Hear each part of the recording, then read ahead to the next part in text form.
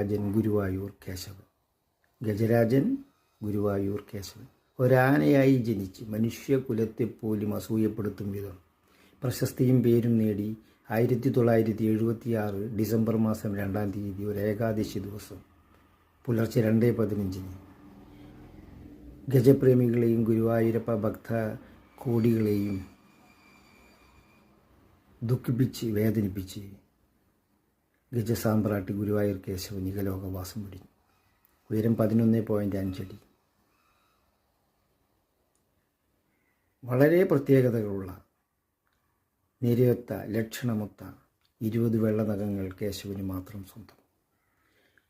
ആനയഴകിൻ്റെ അപാരതയും സവിശേഷതയും കൊണ്ട് പൂരപ്പറമ്പുകളെ ഇളകിമറിച്ച കേശവൻ്റെ കൊമ്പിൻ്റെ കടവായിൽ നിന്നും പുറത്തേക്കുള്ള ദൂരം 4.5 അടി. നിലമ്പൂർ കാടുകളിലെ വാരിക്കുഴിയിൽ നിന്ന് നിലമ്പൂർ കോവിലകത്തിന് ലഭിച്ച സൗഭാഗ്യമാണ് കുട്ടിക്കേശവൻ. 1922 ജനുവരി മാസം 14-ാം തീയതി കോവിലകം തമ്പുരാൻ കുട്ടിക്കേശവനെ ഗുരുവായൂരപ്പനെ നടക്കിയിരുത്തുമ്പോൾ കേശവന് 15 വയസ്സ് മാത്രം പ്രായം. നീണ്ട 54 വർഷം ഗുരുവായൂരപ്പൻ്റെ സവിധത്തിൽ ഗുരുവായൂരപ്പൻ്റെ ദാസനായി കേശവൻ വളർന്നു വലുതായി. ഇത്രയും പുണ്യജീവിതം നയിക്കാൻ മനുഷ്യജന്മത്തിന് സാധിക്കുമോ? ഒരിക്കലുമില്ല. കേശവൻ ജനിഞ്ഞ് 45 വർഷങ്ങൾ പിന്നിട്ടിട്ട് ഭക്തകോടി ജനങ്ങളുടെയും ഗജപ്രേമികളുടെയും മനസ്സിൽ ഇന്നും ഓർമ്മയായി മരിക്കാതെ നിലനിൽക്കുകയാണ് കേശവൻ. കേശവൻ്റെ 2 കൊമ്പുകളാണ് അമ്പലത്തിൻ്റെ അകത്തേക്ക് കിടക്കുന്നതിൻ്റെ ഇരുവശത്തുമായി നിലകൊള്ളുന്നത്. 1921 മലബാർ കലാപം അഥവാ മാപ്പിള ലഹള പെട്ടെന്ന് പൊട്ടിപ്പുറപ്പെട്ടു. കൊള്ളക്കാർ കോവിലകം വക സ്വത്തുക്കളും വസ്തുവകകളും തട്ടിയെടുത്ത കൂട്ടത്തിൽ കുട്ടിക്കേശവനെയും തട്ടിക്കൊണ്ടുപോയി. ഭയവിഹലനായി പരിഭ്രാന്തനായി തമ്പുരാൻ കുടുംബസമേതം തൃശ്ശൂരിലേക്ക് താമസം മാറ്റി. സ്വത്തുവകകളെല്ലാം നോക്കാൻ കാര്യസ്ഥനെ ഏൽപ്പിച്ചു. പക്ഷെ എന്തുണ്ടായി? ലഹളക്കാർ കാര്യസ്ഥനെ വധിച്ചു. കാര്യങ്ങൾ കൈവിട്ടുപോയി. ഇനി എന്തെന്നുള്ള ചോദ്യം തമ്പുരാൻ്റെ മുന്നിൽ ബാക്കിയായി. എല്ലാം നഷ്ടപ്പെട്ടെന്ന് കരുതി തമ്പുരാൻ ഗുരുവായൂരപ്പനെ വിളിച്ച് പ്രാർത്ഥിച്ചു. അല്ലയോ ഗുരുവായൂരപ്പ, എൻ്റെ നഷ്ടപ്പെട്ട സ്വത്തുവകകളും കുട്ടിക്കേശവനെയും തിരിച്ചു കിട്ടിയാൽ ഞാൻ കുട്ടിക്കേശവനെ ഗുരുവായൂരപ്പനെ നടക്കിരുത്താമെന്ന് തമ്പുരാൻ മനമുരുകി പ്രാർത്ഥിച്ചു. പ്രാർത്ഥന ബലം കൊണ്ടു. അധികം വൈകിയില്ല. സ്വത്തുവകകളും കുട്ടിക്കേശവനെയും തമ്പുരാനെയും കുടുംബത്തിനും തിരിച്ചു കിട്ടി. തമ്പുരാൻ വാക്കും പാലിച്ചു. 1922 ജനുവരി മാസം 14-ാം തീയതി തമ്പുരാൻ കുടുംബസമേതം ഗുരുവായൂരിൽ വന്ന് കുട്ടിക്കേശവനെ ഗുരുവായൂരപ്പന് നടക്കിരുത്തി. തുടർന്ന് ഭഗവാന്റെ തിളമ്പ് കുട്ടിക്കേശവൻ്റെ ശിരസിലായിരുന്നു.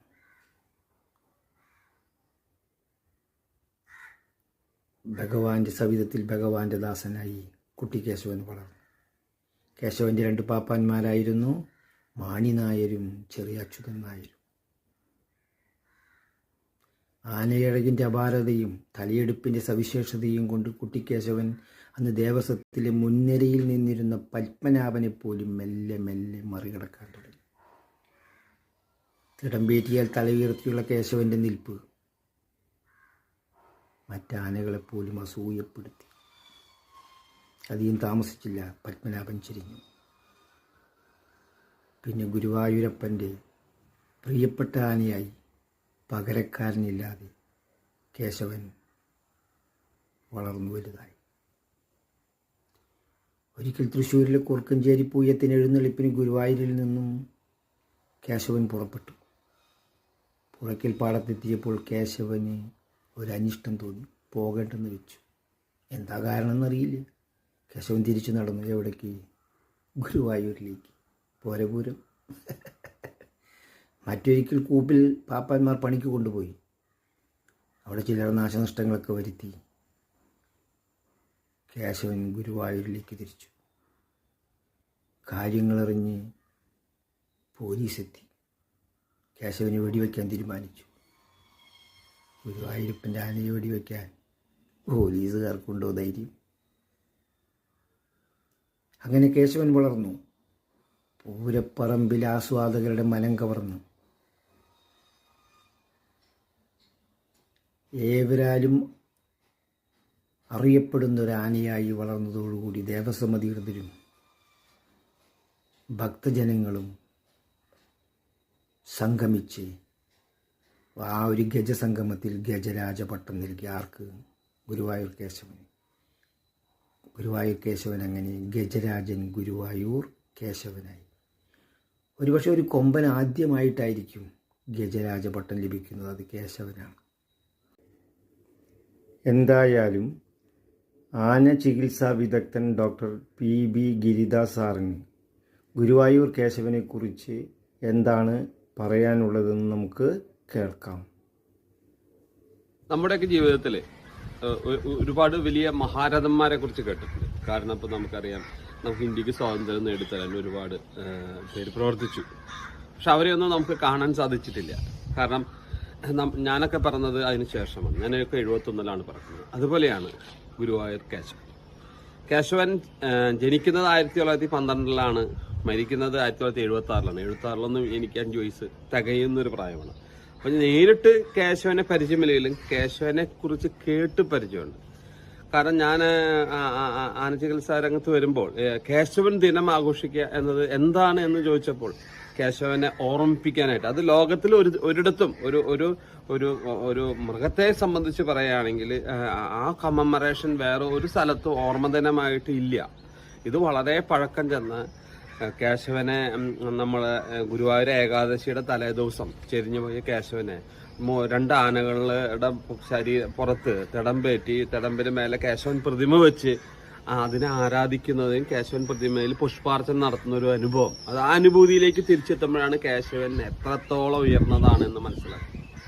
എനിക്ക് തോന്നുന്നത് 1922-ലാണ് ആനയെ നടയിരുന്നത് നിലമ്പൂർ കോവിലൊക്കെ. അത് അദ്ദേഹത്തിന്റെ ഒരുപാട് ഭൗതികമായ പ്രശ്നങ്ങളിൽ നിന്ന് രക്ഷ നേടിയത് കൊണ്ട് അങ്ങനെ ഭഗവാന് നൽകാമെന്ന് പറഞ്ഞ് അങ്ങനെയാണ് നിലമ്പൂർ കോവിലകത്ത് നിന്ന് കേശവൻ ഗുരുവായൂർ അമ്പലത്തിലെത്തുന്നത്. തുടർന്ന് അങ്ങോട്ട് ആന എന്നും ഗുരുവായൂരിന്റെ ഭാഗമാണ്. ഗുരുവായൂർ ഏറ്റവും ആദ്യം കിട്ടുന്ന ഗജരാജ പട്ടം ഗുരുവായൂർ കേശവനാണ് എന്നുള്ളതാണ് ഏറ്റവും വലിയ. അതായത് നമുക്കൊക്കെ പത്മശ്രീ കിട്ടുന്ന മാതിരിയാണ് അന്നത്തെ ആനകൾക്ക് ഗജരാജ പട്ടം കിട്ടുന്നത്.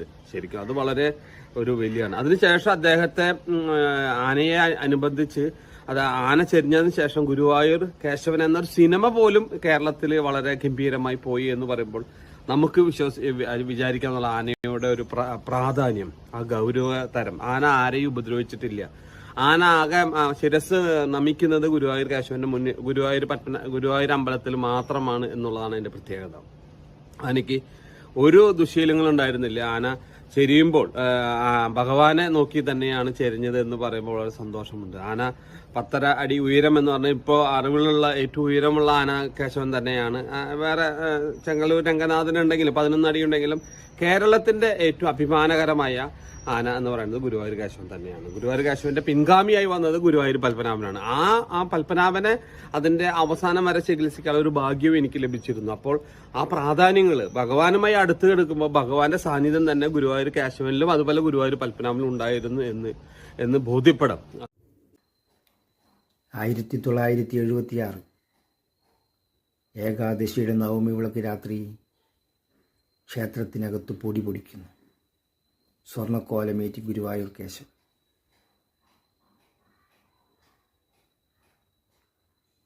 പെട്ടെന്ന് കേശവനൊരു ദേഹാസ്വസ്ഥ്യം.